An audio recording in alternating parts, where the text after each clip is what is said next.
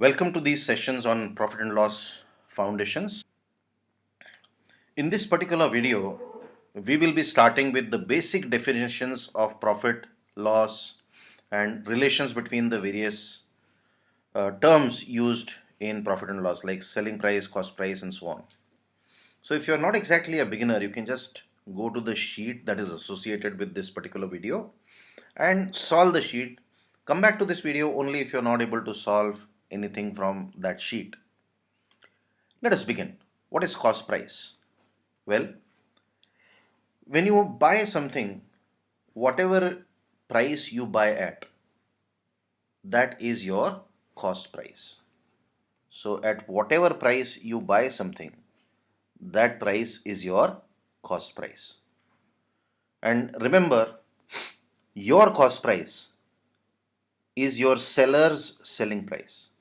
So, for example, if A sells something to B for rupees 100, then for B, rupees 100 is cost price, while for A, rupees 100 is the selling price.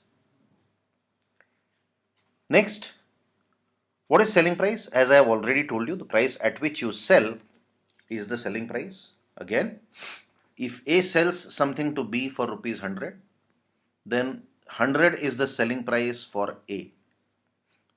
What is marked price? Usually, marked price is a term used by traders or businessmen. So, if you buy an item for some cost,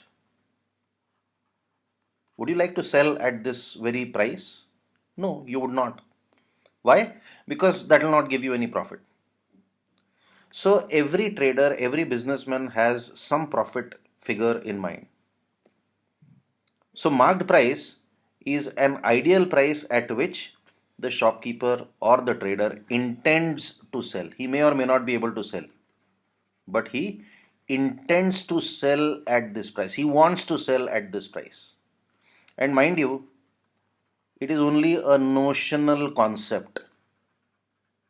It is only a notional concept. मतलब जैसे ही कोई trader अपने goods को rupees 100 में bye करता है तो ये उसकी कॉस्ट प्राइस हो गई.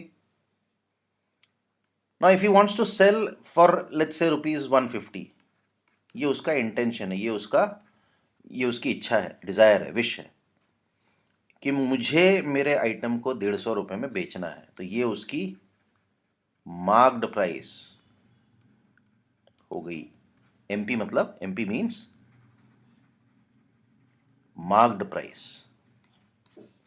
यूजुअली वो इस मार्क्ड प्राइस पे बहुत कम चीज़ों को ही बेच पाएगा, या तो इस पे कोई डिस्काउंट होगा या इस पे कोई प्रीमियम लगा के बेच पाएगा वो.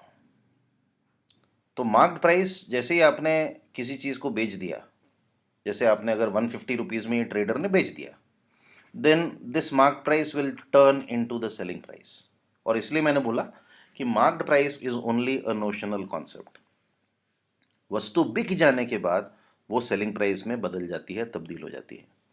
पर कई बार आप मार्क्ड प्राइस पे नहीं बेच पाते हो, so you sell at a discount. For example, अगर 150 रुपीज़ की कोई चीज़ है जिसको मैं 20 रुपीज़ डिस्काउंट में बेच रहा हूँ, if I am selling at a discount of 20 rupees, इसका मतलब मेरी सेलिंग प्राइस जो है वो 130 रुपीज़ हो गई.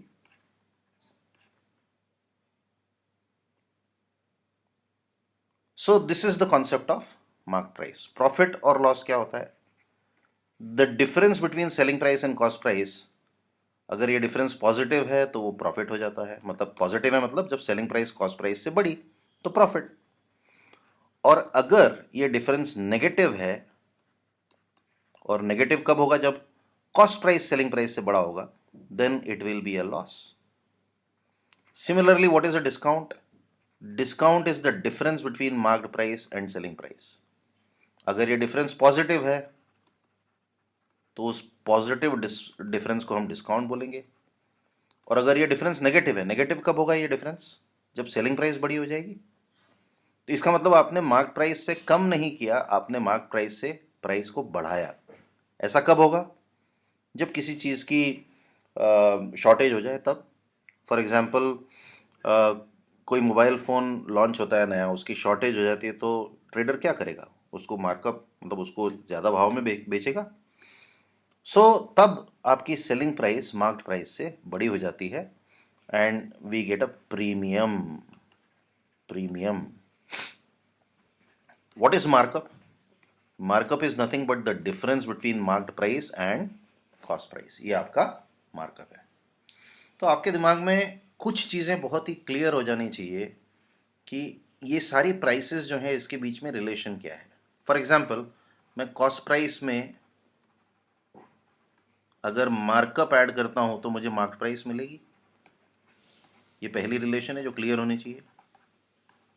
मार्क प्राइस में डिस्काउंट को माइनस करूंगा तो सेलिंग प्राइस मिलेगी, और यही सेलिंग प्राइस मुझे कॉस्ट प्राइस में प्रॉफिट ऐड करने पे भी मिलेगी।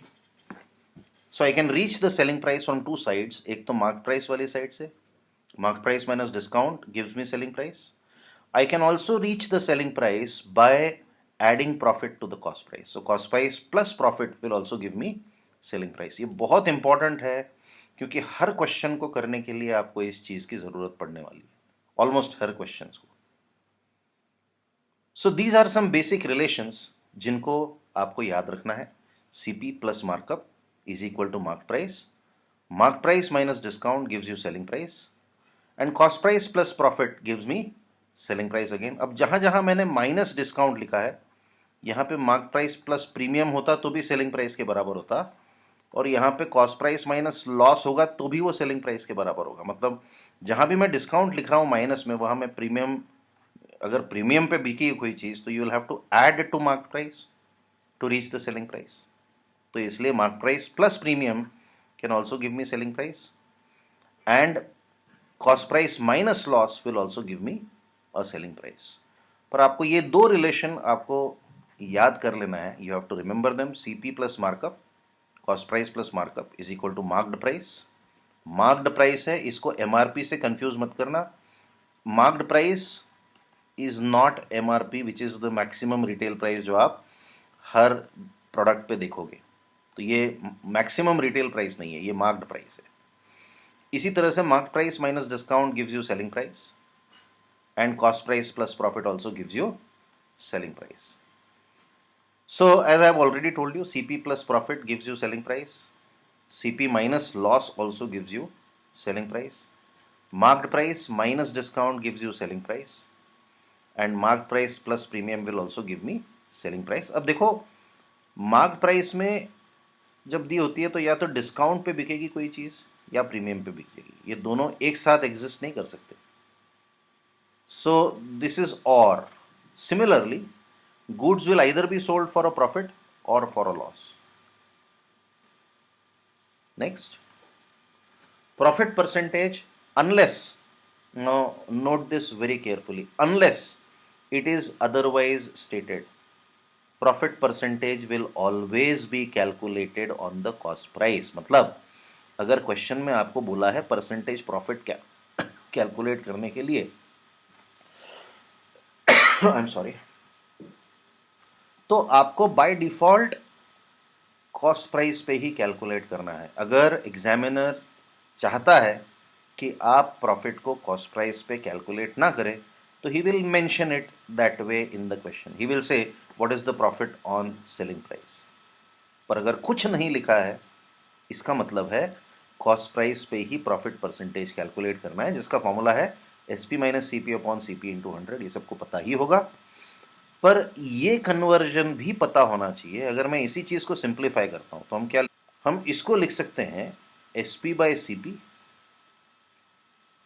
Minus CP by CP into 100, which is nothing but SP bye CP minus 1 into 100। तो इस बात का ध्यान रखें कि परसेंटेज प्रॉफिट कैलकुलेट करने के लिए जरूरी नहीं है कि मेरे पास दोनों सेलिंग प्राइस या कॉस्ट प्राइस ही हो। मुझे सेलिंग प्राइस और कॉस्ट प्राइस का रेशियो भी अगर मेरे पास हुआ तो I can calculate the percentage profit.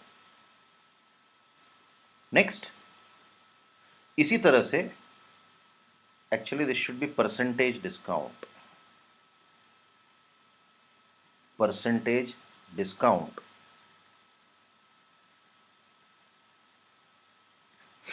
So percentage discount is mark price minus selling price upon mark price into 100.